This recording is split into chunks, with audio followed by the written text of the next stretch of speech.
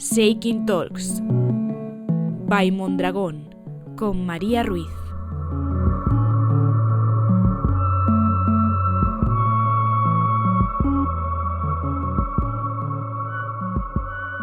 Ongi etorri Shaking Talks by Mondragón podcastera, el programa de Shaking Hub donde hablamos de tecnología, talento y proyectos reales desarrollados por nuestras cooperativas. Junto conmigo tenemos a Shaky, compañero robótico que nos acompañará durante esta sesión aportando preguntas y comentarios de interés. Hola Shaky. Hola Shakers, acabo de activarme. ¿Qué vamos a aprender hoy? Hoy vamos a hablar de algo que muchas empresas aún no tienen en el radar, cómo la geopolítica está cambiando las reglas de la ciberseguridad.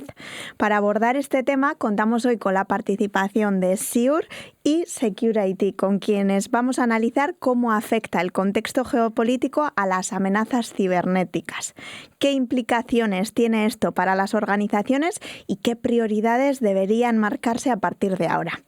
Concretamente tenemos con nosotros a María Penilla, directora de la Fundación Sure, Fundación Pública de la Diputación Foral de Guipúzcoa, creada para reforzar la ciberseguridad industrial de las empresas y organizaciones del territorio, especialmente como factor de competitividad. Su actividad se centra en la ciberseguridad industrial. Kaixo María. Kaixo Unon. También contamos con Juan Manuel Valiente, director de servicios de Secure-IT. Secure-IT es una empresa especializada en seguridad de la información y ciberseguridad para empresas. Trabajan en 5 grandes líneas: compliance, procesos y gobierno IT, sistemas y seguridad IT, ciberseguridad industrial y seguridad gestionada. Bienvenido, Juan Manuel. Muy buenos días, muchas gracias. ¡Wow! 5 líneas de trabajo. Eso es más de lo que yo tengo activadas ahora mismo. Durante mucho tiempo, muchas empresas han entendido la ciberseguridad como un asunto puramente técnico. Sin embargo, el contexto actual nos demuestra que los riesgos digitales ya no pueden separarse del escenario internacional, de la tensión entre bloques, de la dependencia tecnológica y de la vulnerabilidad de las cadenas de suministro. Por ir rompiendo un poco el hielo, María, ¿por qué crees que la geopolítica ha pasado a ser un factor tan relevante dentro de la estrategia de ciberseguridad? Pues sí, a ver, la verdad es que la geopolítica y la ciberseguridad siempre han sido mundos que han estado muy unidos. De hecho, bueno, quizá en los últimos años el mercado ha cambiado un poquito, pero si echamos la vista 10, 15 años atrás, siempre los grandes fabricantes de ciberseguridad eran americanos y eran israelíes. Y no es casualidad. Es porque, bueno, en esos ejércitos que tienen las diferentes naciones hoy en día, bueno, y ya antes, ¿no? Todos tienen un ejército físico, pero también un ejército digital que forma parte de las estrategias. La situación actual ahora, bueno, pues yo creo que es un momento álgido en el que lo estamos viendo todos.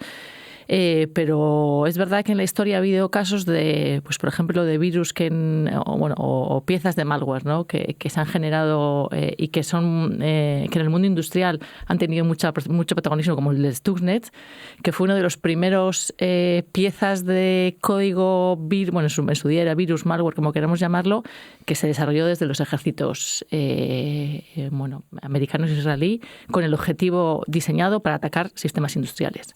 Uh-huh. Y tiene toda la lógica, porque al final si hay un conflicto entre dos países y lógicamente hay un espacio físico en el que ese conflicto se está jugando, el espacio digital hoy en día en el que todos nuestros sistemas están conectados, de que estamos todos hiperconectados, nuestros coches, nuestras máquinas industriales, nuestras plantas, nuestras redes, pues ahí se abre un nuevo espacio de combate digital en el que hay una oportunidad clara, en el que si hay un conflicto entre dos países, pues de repente tenemos un espacio digital en el que podemos hacer daño, que al final es el objetivo en ese conflicto, y que además es mucho más sencillo, porque para un conflicto físico, bueno, pues todos sabemos lo que eso implica, pero yo ahora o alguien donde esté, desde su casa, con un ordenador y una conexión a Internet, puedo intentar atacar un sistema que está en la otra punta del mundo. Uh-huh. Y lógicamente, en esa negociación en esos conflictos entre países, pues los sistemas críticos de los países, que son los sistemas públicos, que son las centrales nucleares, que son los sistemas eléctricos de los que los ciudadanos dependemos día a día, si somos capaces de atacar eso, efectivamente vamos a causar un problema grave y además con un impacto social muy grande en el país, y es una vía más de negociación.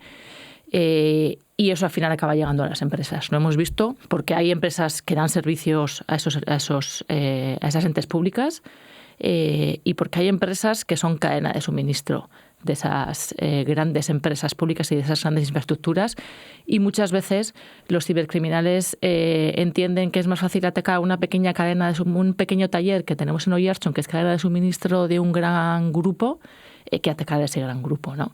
Entonces, esa es la realidad que vivimos, que en los últimos meses, por los conflictos que tenemos, se ha hecho todavía más palpable.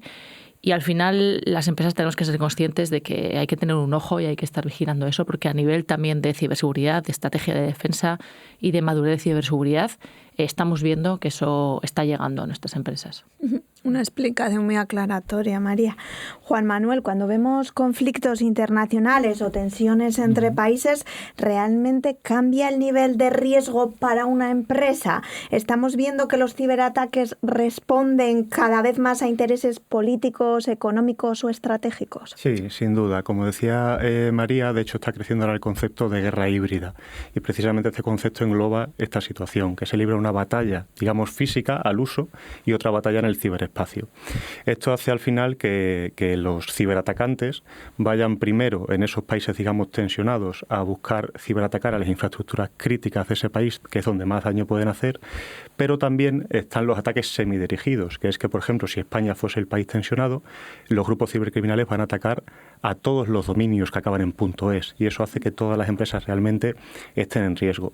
Además, estos grupos cibercriminales están, digamos, muy organizados. Estamos hablando de que aproximadamente el 50% de los ciberataques están realizados por 5 grupos cibercriminales que son los principales.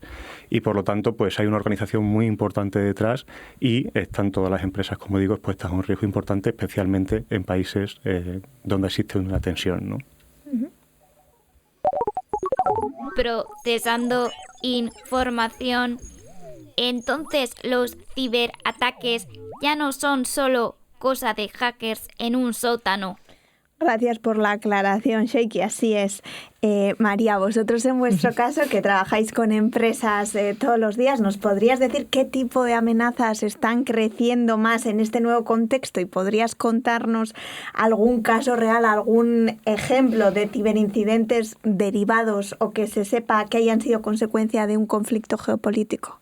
Sí, la verdad es que, bueno, muy bien lo que apuntaba Sheikhi y ¿no? Como comentaba también Juan Manuel. Claro, es que esa imagen que teníamos del hacker con la capucha en el sótano de la casa de la abuela, eso es, es algo que en su momento existió, pero a día de hoy está muy lejano de la realidad. Vemos organizaciones que tienen más dinero que nosotros, que tienen más recursos, que lógicamente no tienen leyes que cumplir, normativas que cumplir, ni ética que seguir, y que tienen sus objetivos que cumplir y sus presiones dentro de negocios, porque al final son empresas que funcionan como las nuestras. Y entonces eso, pues genera un volumen y un movimiento a nivel de ciberseguridad que es que en los últimos años ha crecido de manera exponencial. Y un poco en línea con lo que comentábamos, el verano pasado aquí en Euskadi, ¿no? Porque a veces vemos pues estos casos, estos grandes casos que salen publicados de grandes empresas o de estos conflictos, ¿no? Que igual ahora a nivel geopolítico, a nivel geográfico nos pueden parecer, o a empresas que están aquí les puede parecer que esto es lejano, pero al final es mucho más cercano y no tenemos, aunque seamos una pequeña empresa, no tenemos que tener esa idea de, ¿qué me va a pasar a mí, ¿no? ¿Quién me va a atacar a mí? O que quién me conoce a mí, y efectivamente no te conoce nadie, pero los cibercriminales lanzan al espacio de manera indiscriminada esperando que alguien caiga. Y de hecho comentaba que en el verano pasado hubo un momento el año pasado en el que, en este caso en el conflicto de Ucrania contra Rusia, a nivel europeo, de manera concreta, España se posicionó a favor de Ucrania y lógicamente eso tuvo una respuesta por parte del gobierno ruso y hubo un grupo prorruso, que en este caso era Noname, que era uno de los que comentábamos que es muy activo y muy conocido. Y pues dijo, pues la represalia ahora va a ser, voy a intentar atacar a todos los sistemas públicos de Europa, de manera concreta de España, para intentar lo que comentaba antes, que parar esos sistemas y que al final a la ciudadanía le afecte y sufre las consecuencias derivados de esa decisión que ha tomado tu gobierno, ¿no? Un poco como medida de presión. Y hubo una campaña en toda Europa de todos los sistemas públicos, ayuntamientos, diputaciones que se atacó, y aquí en Guipúzcoa de hecho nos llegó el impacto. Hubo durante unas horas servicios de la Diputación Foral de Guipúzcoa que se pararon, páginas del Ayuntamiento de Donosti, del Ayuntamiento de Irún. Efectivamente el ruso que estaba atacando no sabe ni dónde está Irún ni dónde está San Sebastián, ni falta que le hace, pero al final con un ataque de denegación de servicio, que es algo muy burdo y muy sencillo de hacer, que no significa ni siquiera hackear ningún sistema, sino tú tienes una página web que da servicio, como no la puedo hackear porque eso no es fácil, reventar ese sistema. Te mando, ese sistema está dimensionado para atender 1000 peticiones por segundo, pues te mando 100.000 peticiones por segundo, algo que técnicamente es sencillo. Entonces, no te he comprometido el sistema, pero tu sistema no es capaz de dar servicio. Y así consiguieron durante varias horas parar páginas web de servicios de ciudadanía de Donosti, de Irún y la Diputación Foral de Guipúzcoa, que afortunadamente se gestionó muy bien, porque es verdad que creo que aquí en Euskadi nuestros sistemas públicos tienen una madurez en ciberseguridad interesante. Consiguieron detectarlo a tiempo, pararlo y la verdad es que la afección fue mínima. Pero eso es lo que vivimos de manera cercana de un conflicto que se está batiendo en otra parte del mundo. Y al final lo que decía, detrás de esas páginas web hay empresas cercanas que dan servicio, que quizá esa página web está confiado o da el servicio sobre un sistema, un servidor o un CPD que es de una empresa que está cercana y que al final pues de manera indirecta te acaba pasando una cosa de estas como la que vivimos aquí el verano pasado. Wow. Juan Manuel, y siguiendo un poco con el contexto geopolítico, pero desde el punto de vista del legislador, ¿cómo ha reaccionado la Unión Europea en materia regulatoria ante todo este nuevo contexto? Pues en los últimos 4 o 5 años han sido muy prolíficos a la hora de aprobar normativas en materia de ciberseguridad. Y además las han trabajado especialmente por sectores. Tenemos, por ejemplo, el reglamento DORA, que está enfocado al sector financiero y asegurador. Tenemos el reglamento CRA, que va enfocado principalmente a los fabricantes de productos conectados. Tenemos el reglamento de inteligencia artificial para proteger, o su objetivo es proteger a los usuarios, a las personas, frente a las amenazas que suponen el uso de la inteligencia artificial.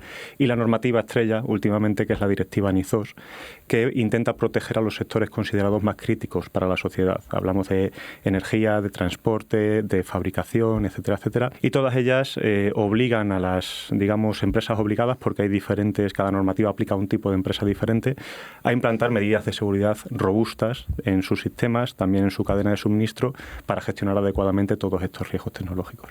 Tengo una duda. Si una pequeña empresa piensa que los conflictos geopolíticos le quedan muy lejos, ¿qué riesgos reales podría tener igualmente? Bueno, Sheiki, me alegra mucho que me hagas esa pregunta, porque es un poco lo que comentaba antes, es que al final los cibercriminales funcionan, han diseñado un virus, un ataque que tienen preparado y lo lanzan al mundo por diferentes vías. Bueno, es verdad que normalmente tenemos identificados cuáles son ese primer impacto, esa primera entrada que tienen a las empresas. El phishing es el rey en este sentido porque les funciona muy bien, porque además ahora con la irrupción de la inteligencia artificial hacen simulaciones de correos que nosotros los vemos, lo ves y dices, es que a mí me costaría saber si este correo es bueno o no, pues a un usuario que lógicamente no tiene nuestra formación mucho más. Entonces es una manera muy eficiente para ellos, muy barata, porque tienen esa pieza de malware que han diseñado, la mandan a miles de cuentas de correo que tienen, que además son cuentas de correo que están certificadas, que son reales, que pertenecen a una persona porque las han comprado en el mercado negro. Cuentas de correo que, por cierto, son baratísimas, no nos pensemos que esto vale mucho dinero, la inversión es mínima, y tienen todo totalmente automatizado para que una vez que lanzan esos correos se van a la playa, se van a dormir, se van a tomar un café con unos amigos, y cuando alguien ha picado y ha abierto ese adjunto o ha hecho clic en ese enlace, que entonces ahí empieza la fiesta, ¿no? Y claro, cuando hablamos de empresas pequeñas, pues como decía antes, este cibercriminal no sabe, de hecho cuando consigue esa primera entrada no sabe en qué empresa está, dónde está, a qué se dedica, y es que muchas veces tampoco le hace falta, porque lo que quieren es conseguir dinero rápido e ir a por el siguiente. Pero claro, al final lo que decíamos, tenemos, y yo creo que precisamente cuando hablamos de empresas que tenemos aquí cerca en el tejido empresarial de Euskadi, tenemos empresas muy potentes de sectores de automoción, de sectores eléctricos, que son cadenas de suministro de grandes grupos, y que, claro, al final el riesgo no es el tuyo, que eres un pequeño empresa que hace piezas de caucho para un taller, sino tu riesgo es el de Volkswagen o el de Mercedes, porque es al que vendes. Y si quiero, lo que decía antes, si quiero atacar a ese Volkswagen o a ese Mercedes, pues él sabe que va a ser más fácil atacar a ese pequeño taller. Entonces, tu riesgo no es el tuyo, es el de todos tus clientes, y crece de manera exponencial. Y de hecho hay casos muy curiosos de cosas que han pasado, ¿no? Pasó hace unos años en un hotel de la cadena Marriott de Estados Unidos, había un grupo que quería atacar a la cadena Marriott y claro, pues la cadena Marriott tenía las cosas más o menos bien hechas. Es difícil atacar a los sistemas de esa cadena hotelera, pues porque al final tienen inversión y porque requiere mucho tiempo, y muchas veces ellos siempre también están con ese equilibrio coste-beneficio. Llega un momento en el que ya no merece la pena invertir más dinero porque no sé si voy a conseguir el beneficio que espero. ¿Y qué hicieron? Pues descubrieron que en la recepción de ese hotel había una gran pecera, que esa pecera era de un proveedor del hotel, que esa pecera tenía un sensor de temperatura y que ese sensor de temperatura estaba conectado, podías conectarlo al resto de la red, y que era muy vulnerable. Y consiguieron entrar a los sistemas del hotel hackeando un sensor de temperatura de una pecera. Y eso es lo que pasa y es la realidad, y por eso cualquier empresa tiene que plantearse que el que seas pequeña o el que estés aquí en una ubicación lejana a un posible conflicto de los que tenemos ahora no te exime de que tu riesgo está asociado a otro tipo de movimientos, otro tipo de circunstancias, ¿no? Sí, que ha sido muy buena pregunta. De hecho, me la has robado, me has leído la mente y me la has robado. Bueno, siguiendo ahora con los riesgos, pero en el ámbito jurídico, ¿no? ¿Qué riesgos ve hoy el regulador en la dependencia de proveedores tecnológicos externos o de países considerados de riesgo? Pues la ve muy claramente, y por eso en la normativa que estábamos hablando antes, en DORA, en CRA, en NIS 2, hay una regulación muy importante de la cadena de suministro. Como decía María, al final estamos viendo muchísimos ataques que no van dirigidos a la empresa a la que realmente quieren dañar, sino a los proveedores de esa empresa, porque son, digamos, más débiles, tienen menos capacidades económicas y por lo tanto sus sistemas a priori podrían ser más vulnerables. Al final estas normativas lo que están haciendo es obligar a las empresas a tener procesos de homologación y seguimiento de sus proveedores para contratar solo con aquellos que les ofrezcan unas garantías de seguridad adecuadas. Y relacionado con los países considerados de alto riesgo, sí que quería comentar, por ejemplo, que la Unión Europea está poniendo mucho el foco en China, en el ámbito especialmente del despliegue de tecnología 5G. Hay una corriente en Europa, y de hecho ha sido pública, en la que están intentando que los países europeos no dependan especialmente del equipamiento tecnológico chino para el despliegue de 5G, porque consideran que estamos, digamos, dándole la llave de nuestras conectividades, ¿no? Y que al final, si por en el futuro llegamos a tener algún tipo de conflicto entre Europa y China, si todo nuestro sistema 5G se basa en su equipamiento, pues lo podemos llegar a la situación en la que ese equipamiento pueda tener puertas traseras que de alguna manera los hagan vulnerables, puedan tener acceso a determinada información o incluso puedan apagarnos los sistemas de conectividad. Entonces han puesto mucho el foco, por ejemplo, actualmente, en los últimos año y medio, 2 años, en esa parte del despliegue de 5G, pero sí que es cierto que hay otros países que también están considerados en ese sentido de alto riesgo. Uh-huh. María, ¿hasta qué punto la cadena de suministro digital a día de hoy se ha convertido en uno de los principales puntos de exposición? Pues yo creo que en línea con lo que comentamos, he comentado algún caso, pero tenemos casos en los que lo que decía, por pura efectividad es mucho más fácil ir a la cadena de suministro para conseguir ese objetivo que el criminal persigue. Y claro, las empresas son conscientes, ¿no? Una gran empresa, bueno, por ejemplo, además tenemos el caso, comentaba antes, del grupo Volkswagen. Hay grandes empresas que saben que ya no me vale con hacer yo bien las cosas a nivel de ciberseguridad y con tener todos mis sistemas seguros, con invertir y bueno, con tener las cosas bien hechas, no me exime. Esas grandes empresas saben que el riesgo no acaba ahí y que tengo que ir hasta el último eslabón de mi cadena de suministro y preocuparme de que también hacen bien las cosas para que no me pongan a mí en riesgo. De hecho, las normativas, como comentaba Juan Manuel, van en ese sentido. Si quiero, y claro, a nivel europeo, a nivel de gobierno, la mejor manera de asegurar que tus empresas hacen bien las cosas y cuando hablamos de servicios críticos, como pueden ser servicios eléctricos, nucleares o servicios básicos para la ciudadanía, la mejor, incluso a veces la única manera es crear normativas y obligarte a cumplir unas directrices que yo establezco y ese es el camino que han seguido y que vamos a ver que van a seguir, con el que vamos a seguir. Entonces, ellos también son conscientes de que no me vale con pedirte a ti, te tengo que pedir a tu cadena de suministro y la mejor manera y la más práctica es preocúpate tú de tu cadena de suministro. Entonces, las grandes empresas saben que la cadena de suministro también es mi responsabilidad por mi propio beneficio y por efectividad, porque si no me ocupo de ellos, porque además muchas veces mi cadena de suministro son empresas más pequeñas que tienen menos recursos, menos inversión y les tengo que ayudar. Y, por ejemplo, en el caso del grupo Volkswagen, hace años ya se inventaron una normativa que es el TISAX, en el que establecieron que a partir de junio del 2024 cualquier proveedor que quisiera trabajar con ellos tenía que certificarse en esa normativa de ciberseguridad. Es lo que hay. O te certificas y me aseguras que haces bien las cosas o no trabajas conmigo. Entonces, claro, eso afecta directamente a la competitividad. Vemos muchas empresas en las que para firmar un contrato ese contrato está en stand-by hasta que tú le evidencias y le demuestras a tu cliente que haces bien las cosas en ciberseguridad. Si no, adiós contrato. Entonces, esa sensibilización y concienciación está ahí. Uh-huh. Cadena de suministro digital. Suena a que si falla una pieza puede caer todo el sistema. Lo has entendido bien, Seiki, la verdad es que sí.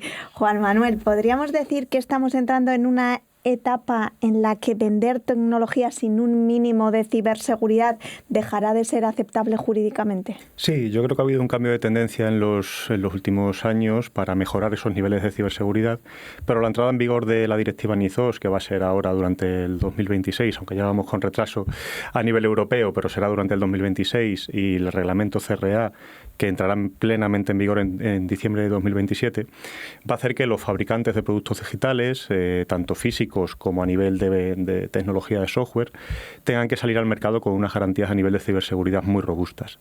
Es cierto que el hecho de que esa normativa exista no va a hacer que todas las empresas la cumplan desde el principio, ya sabemos cómo va esto, pero sí que creo que es un muy buen punto de partida, porque estábamos muy centrados en la ciberseguridad a nivel de los datos personales, que parece que tenemos más cultura en ese sentido, porque viene esa normativa de años previos, pero en este contexto más general de ciberseguridad creo que esta normativa nos va a ayudar mucho a asegurar, digamos, la información de las compañías y la información de las personas en general que utilizan todas esas tecnologías. Así que con horizonte en diciembre de 2027, sobre todo por el reglamento CRA, y en el año 2026 por la directiva NIS2, sin duda van a marcar un punto de inflexión. María, y ahora ya aterrizando un poco en las propias empresas, ¿no? ¿Qué papel deben jugar la dirección, los responsables de seguridad y el resto de áreas de dentro de la empresa ante este contexto? Sí, yo creo que bueno, los que llevamos ya años en esto de la ciberseguridad, yo tengo unos añitos ya, o sea que ya tengo una trayectoria, no voy a decir cuántos años, pero unos cuantos años en el sector.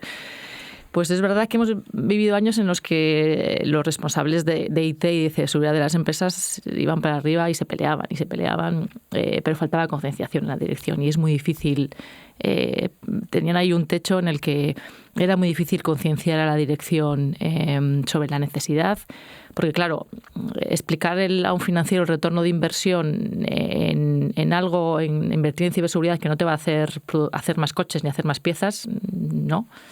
pues a veces era difícil. Y ahí también yo creo que los responsables de IT y de ciberseguridad hemos aprendido a contar las cosas hacia arriba de otra manera, dejar de hablar de tecnología, dejar de hablar de cosas técnicas y hablar de negocio y hablar de retorno de inversión y ser capaces de tener ese diálogo.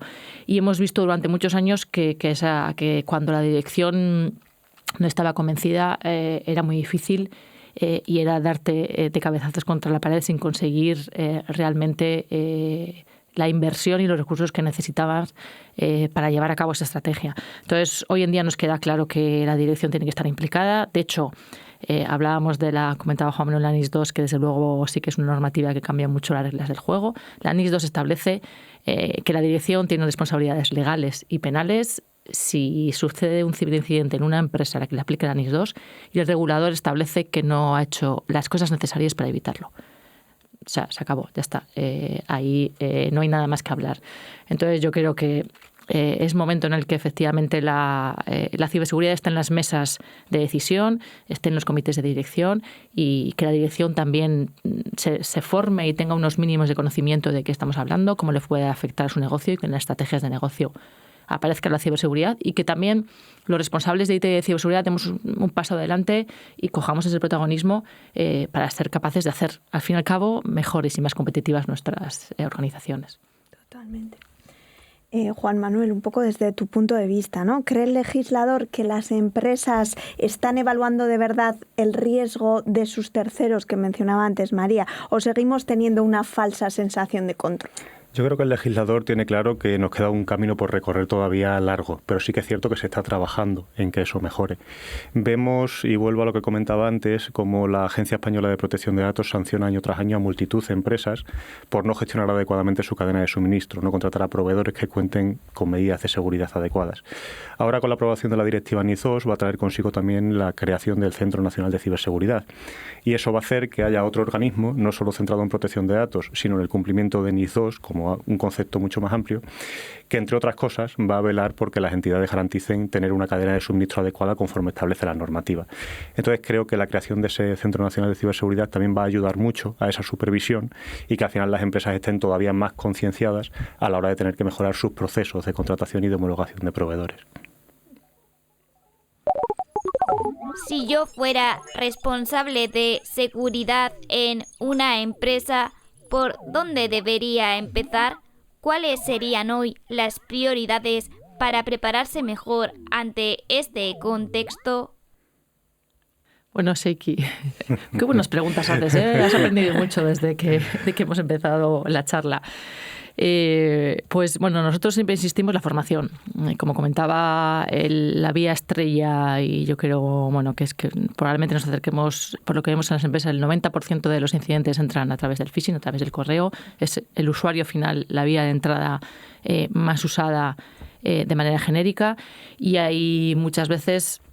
Comentaba que ahora, con la erupción de la inteligencia artificial, los cibercriminales tienen una herramienta muy potente en la que llega un momento que ya da igual qué infraestructura de tecnología de ciberseguridad tengas, dependes del usuario, porque hay un correo que está muy bien hecho, que viene del remitente que tiene que venir y que es muy difícil que la tecnología pare ese correo porque ve algo sospechoso. Dependes de que el usuario se pare ese correo, se pare un minuto y diga, antes de darle al clic, veo algo raro, voy a reportarlo, voy a preguntar antes de abrir este fichero, de hacer este clic o de hacer esta transferencia en la que en último momento me han cambiado el número de cuenta. Entonces, la formación continua es importante.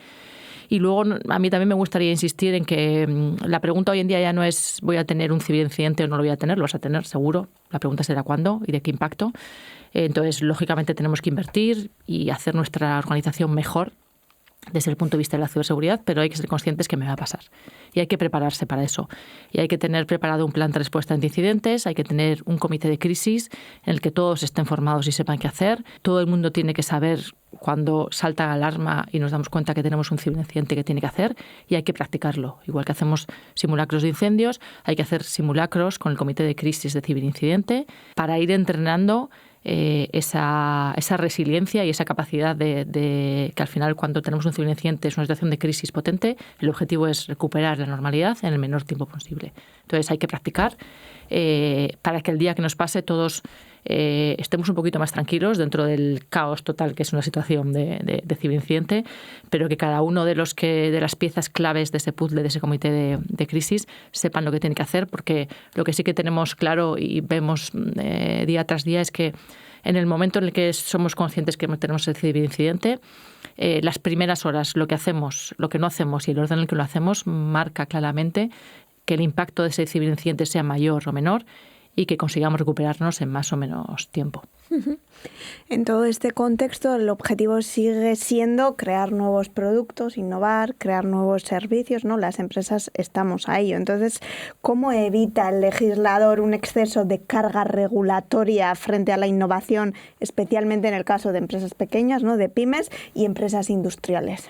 Pues nos encontramos en una situación que tiene sus pros y sus contras. En cuanto a los contras, creo que nos encontramos en un contexto de hiperregulación. O sea, creo no, lo vivimos en el día a día, en el trabajo, ¿no? Ya las empresas no vienen y nos preguntan, tengo que cumplir con esta norma, dime cómo lo hago, sino que vienen y preguntan de todas las normas que hay, hazme un estudio y dime cuál me aplica y después ya veremos cómo me ayudas a cumplir. Entonces creo que al final eso hace que todas las empresas vean una nebulosa que al final les desanime a cumplir por ese exceso de carga regulatoria. Ya luego cuando les ayudas a ver luz y ver qué normativas le aplican y cómo hacerlo, ya podemos enfocar el camino. Pero ya partimos de esa base de hiperregulación. De hecho, ahora mismo en Europa están trabajando en lo que van a llamar el Omnibus Digital, que lo que viene a traer es una simplificación del cumplimiento de RGPD, del Reglamento General de Protección de Datos, también del Reglamento de Inteligencia Artificial, y veremos a ver cuántas normas más meten en esa simplificación del Omnibus Digital, porque está el Data Act, la DSA, en definitiva, hay diferentes normativas por ahí que van a simplificar de alguna manera. En la parte de los pros es que ha cambiado mucho la tendencia legislativa en la Unión Europea en los últimos años. Veníamos de normas que decían claramente que tenías que cumplir, pues tienes que cumplir A, B, C, D y E, y toda empresa, sea grande, pequeña o mediana, tiene que cumplir de la misma manera. Y ahora tenemos un contexto legislativo muy diferente que viene del mundo anglosajón, que es el de la autorregulación, ¿no? Y todas estas normas parten de la realización de un análisis de riesgos y a partir de los resultados de ese análisis de riesgos implantar medidas. Entonces nos encontramos con que las empresas tienen la capacidad de cumplir una misma normativa a través de medidas, de procesos que son diferentes y, digamos, haciéndose un traje a medida de lo que realmente necesitan. Y creo que esa autorregulación, aunque sí que es cierto que te da menos seguridad jurídica, porque deja un poco todo a tu análisis de riesgos y los resultados que tenga, te permite ser flexible y realmente enfocarte en lo que necesita tu compañía de verdad. Esto puede allanar un poco el camino, ¿no?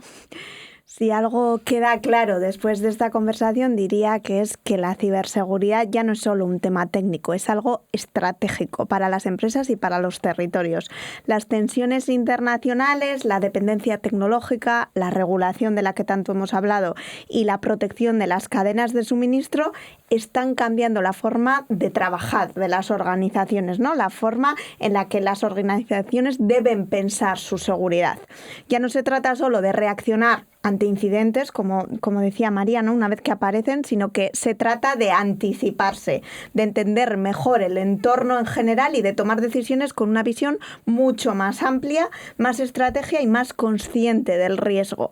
Y con esto ya simplemente decir que gracias a María, gracias a Juan Manuel por esta conversación tan interesante y gracias a todos los que nos habéis escuchado. Nos vemos en el próximo episodio de Seeking Talks by Mondragón. Y recordad que nos podéis seguir en Instagram, también en la cuenta de @SeekingHub_. Agur. Agur.